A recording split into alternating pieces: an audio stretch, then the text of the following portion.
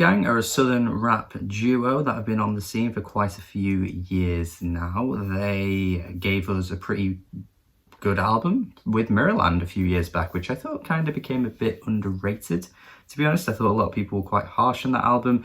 Far too many Outcast comparisons that I don't even think really held much water, to be honest. Their southern rap influence is obvious, but I just don't really think there's a huge amount of Outcast similarities. Like, yeah, of course they're influenced by Outkast. Who the hell isn't if you're from the South America and you're making rap music? Of course their influence is there, but it's not like, you know, it's a replication.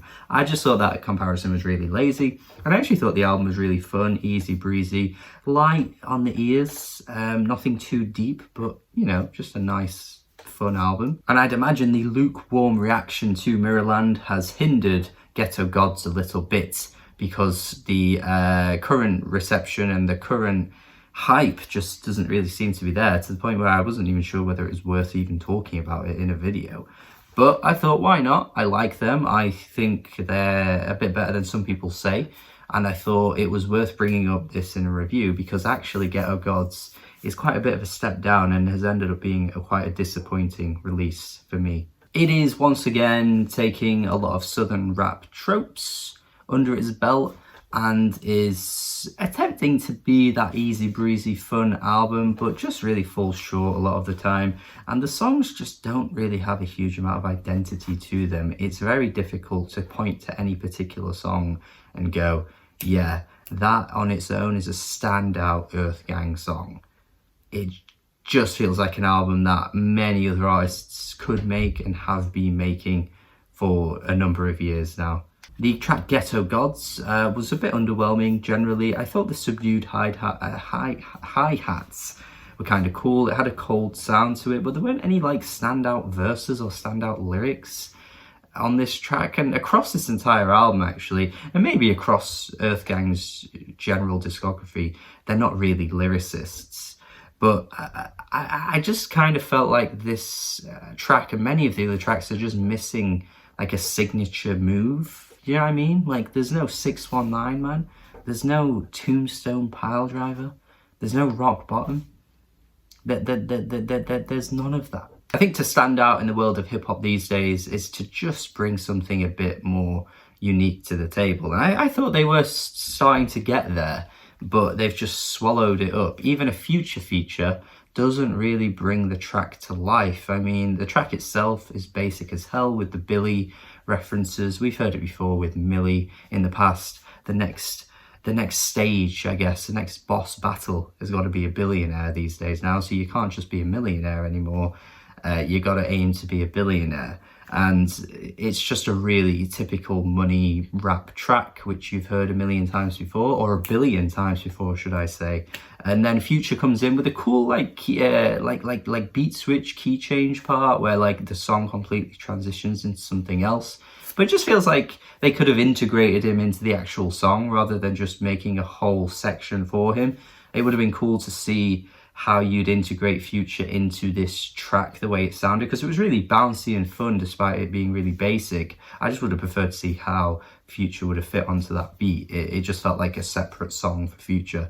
Tracks like Waterboy stand out a bit more because the hook is really animated, and this was what I liked about them before. I thought there was just a quirkiness to the vocals on the hooks and the vocals in the verses that just made them stand out, like, you know, yelping puppies in a weird way that never got annoying. You know, it kind of reminded me of something like Chance would do on his albums, where he just kind of like lets out these weird yelps, and they did that a lot too, and I kind of found it enjoyable and fun, and they bring it back on this track, but everything else about the song is just fine. It just lacks that character that I think they have. It's not really like it comes back much at all either. I feel like Amen just has a really standard modern R&B sound to it that I just would expect to hear not on an EarthGang album, to be honest. Chris Brown maybe, but you know, anyone that's trying to be like Chris Brown as well. There's any R&B, any old R&B from the modern day, basically. All Eyes on Me, man. The limp beat on this one is just so dull. The dire circumstances that they have themselves in on this track is not easy to sit through. It just sounds so dead. And the put your hands up thing that they keep repeating, we've never heard that before in a song, have we? No. Also feel like the vague references to racism on the track are just so out of place, and it's not like they explore it in any particular interesting way. It's almost like they just thought, right, we're going to have to mention it, we're going to have to talk on something, so we'll just throw it in a sentence here and there, not really explore the idea, but you know, we said it. We said it. And that's the thing, I don't even go to any of their albums or any of their tracks for that anyway. I don't go to them for social commentary. The surprise standout actually does end up being the track that digs a bit deeper, Strong Friends. I thought this track was actually really, really good and really poignant and had a strong message, to be honest, like a really good message, and is sold really well. I think you'd be doing the track a little bit of a disservice actually if you just dismissed it as being corny or whatever, because I can see why someone might say that, but I think that would be unfair to the song, because I think they handle it really well, and the idea that just because someone is appearing strong on the outside or the exterior, or might present themselves as being strong, I feel like I relate to that actually. I tend to be that kind of person generally, but when you kind of dig deeper, you know, there might be issues that you're just ignoring, and you're just ignoring that strong friend just because they appear to be that way, and you're not checking in on them, and you're not really doing anything for support,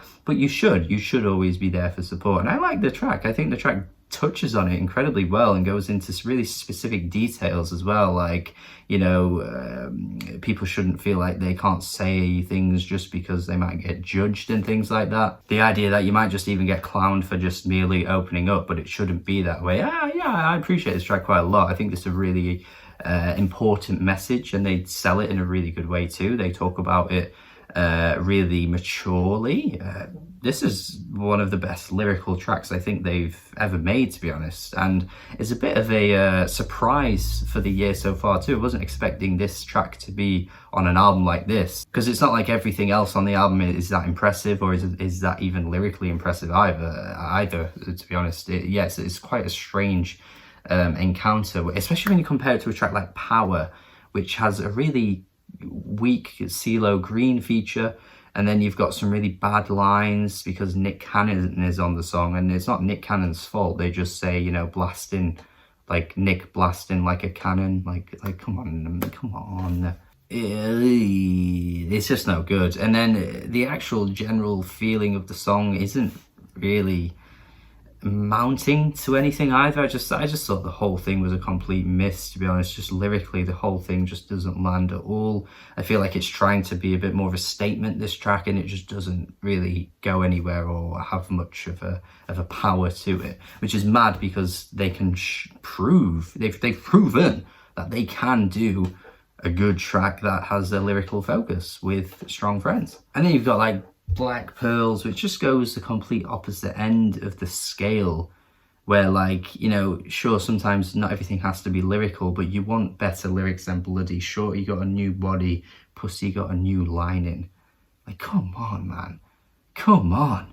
Backing vocals on this track as well, just horrendous. I don't know why I hate them so much, but they just sound so out of place. Yeah, this album, man, it's just a letdown, and in every regard. Like, they have a few good tracks, there's some decent, okay hooks, but nothing that they've ever been able to do before. Like, they've done better hooks across their discography, and, you know, comparatively, this album just falls short in so many ways. It's just a letdown, to be honest, and even if it was a bit of a step down, I wouldn't necessarily mind it. But actually, just the whole album just doesn't really come together very well. The tracks themselves just aren't that good.